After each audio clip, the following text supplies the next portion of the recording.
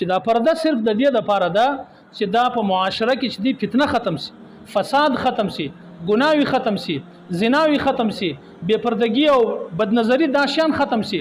نو کدا حکم صرف د نبی علی السلام کور والا وته نو څه د دې څخه خدای معلومیږي نعوذ بالله چې د نبی علی السلام کور والا چې دا هغه بے پردگیم کوي، هغه فساد هم دا غو سره پورته کیږي. نو آیا د نور زنانو سجدي فساد نه پورته کیږي؟ خل د دې څخه فساد پورته کیږي. نو په دغه وجه باندې دا حکم چې دی دا د ټولو لپاره دی او د ټولو زنانو د چې د امهات د سد مسلمانانو مؤمنانو چې څومره زنانې دي دا ټولو لپاره چې دی دا حکم دی. او بعضی خلک بیا دا اعتراض کوي، دا وایي چې دا پرده خوسته خو پرده د مخ پرده نسته. په دې باندې د نن سبا جدید خلک والا چې دی هغه د پردې حکم چیرې راغلی دی؟ د پردې په باره کې د مخ په باره کې الانکه د فساد ګډ چې دی هغه مخ دی. ټول حسن چې دی د زنانې په باره کې چې سړی فیصله کوي چې دا شایسته زنان هغه به مخ ته ګوري، د مقصد د دې صفات معلومیږي. نو په دغه وجه باندې کله هغه خلکو سره د پښتنه وسی دا هغه خلکو سره د پښتنه وسی چې د دې په باره کې خو ته دا اعتراض کوي چې د مخ پر دسته کنسته په دې باندې سوالونه کوي، استفتاء او پښتنه کوي. وای دا هغه خلک دي چې هغه ازادي غواړي، د پردې نه غشتل غواړي. ولی هغه خلک چې دي هغه تر نن پورې دا سوال نه دی کړی. کمی زنانې چې بے پردګۍ کې راوځي، لوس سر راوځي، په تنگ لباس کې راوځي او په چست لباس کې راوځي او داسې کپڑے چې داغه د هر اندام هر اعضاء چې داغه د لیر سملمیږي او د نظر چې دی هغه په هر ځای باندې لګیږي. دا هغه په باره کې خو تر اوسه پورې دا سوال نه وکي چې دا زنانې چې په داسې حالت کې راوځي د دې څه حکم دی. د دې په باره کې خوشا سوال کوي چې د مخ پر دسته کنست. حالانکه جلابیب د جلباب دی ته وایي چې د سر سونی سي بیا تر پښو پورې داسې چادر په ځان باندې اچول دی ته جلباب ویل کیږي په عربي کې. نو په دغه وجه سر مخ دا ټول په دې کې رالو. او دویمه خبر دا بعضی خلک بیا دا وایي چې موږ خو نو په یو ګټ کور کې ووس، غټ کور دی، ورونه دي، نو ورندارګانی دي، اوس موږ د پرده څنګه وکړو؟ کور جلا کولای نو دومره سرمایه نشته. مفتی رشید احمد سره رحمت الله علیه لیکلی دي وای کور مجلا کوو، ضروري دي کور جلا کوي، صرف د کور نظام داسې جوړ کا. زنانې دي غټ چادرونه په سر باندې واچي په بدن باندې، او زنان ته وای صرف دا احتیاط کوي چې سړی راځي تاسو په مخ باندې خپل چادر راچوي. او سړو ته دا ترغیب ورکړي چې سړی کم وخت کور ته دننه کیږي نو ټخی دی کوي یا د پښه کوي یا داسې عمل دی کوي چې زنانې خبرې سي چې یو سړی رالی یعنی زما لیور رالی. نو به بیا دا شی وي که دا ترتیب وسی بیا که اچانک نظر وم لګیږي بیا معاف دی. په دغه وجه په ګډ کور کې ژوند کېدلی سي خو صرف طریقه بدلېدا ده. زنانې دي خپل مخ او دا راځي چې صحابه او زنانه به خالد یو سترګه ښکاره وه د لارې دپاره، دا یو سترګه به صرف ښکاره کړې وه.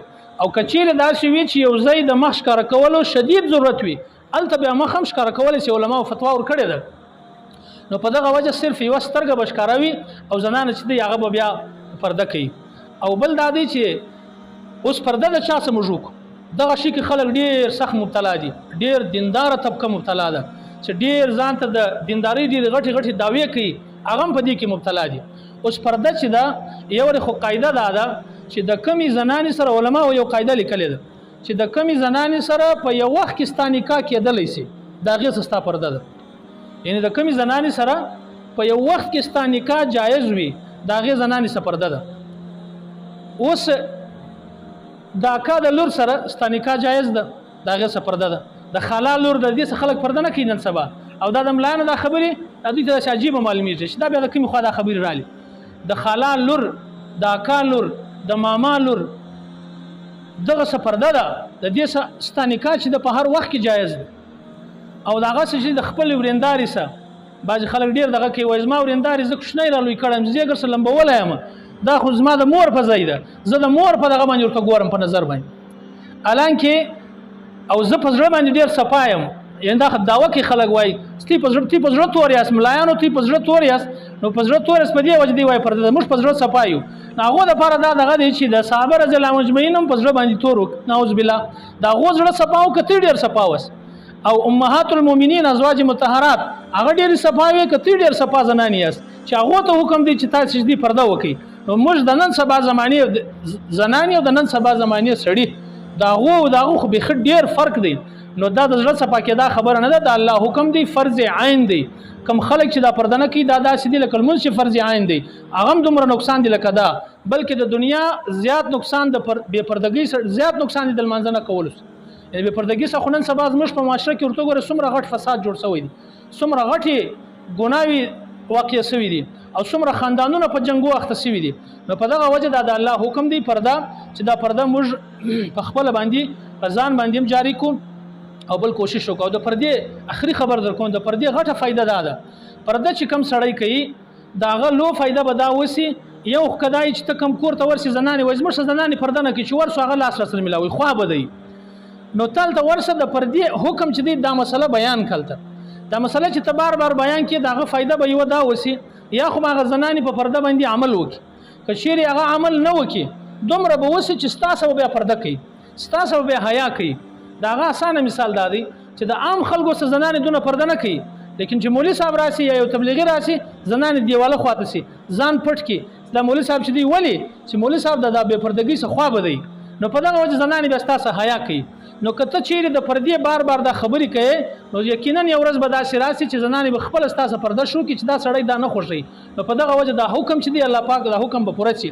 او دا که زه درته وایم نن سبا 10% هم په دې حکم باندې عمل نشته. دومره فساد چې راغلی دي نن سبا، چې دومره زناوي پیلاو شوي، دومره نقصانونه چې وسو، خاندانونه خراب شو، دا هغه مین وجه ده د علماو لیکلې ده چې بې پردګي ده. چې بې پردګي نه وای د یو بل مخ نه لیدلی او د یو بخت بل ته نه کتل، نو دا فساد به بیا نه راتلی. نو په دغه وجه موږ دا حکم وکړو چې په کورو کې دغه شی د دې ترغیب وچلو او زنانې پرده وکړي او خپله، او د زنانې پردې غټه دغه دا چې ته خپله نور زنان ته مه ګوره، الله رب العزت به ستا د زنانو په زړه کې مروه چې هغه هم پرده شروع کړي. الله دې عمل کول توفیق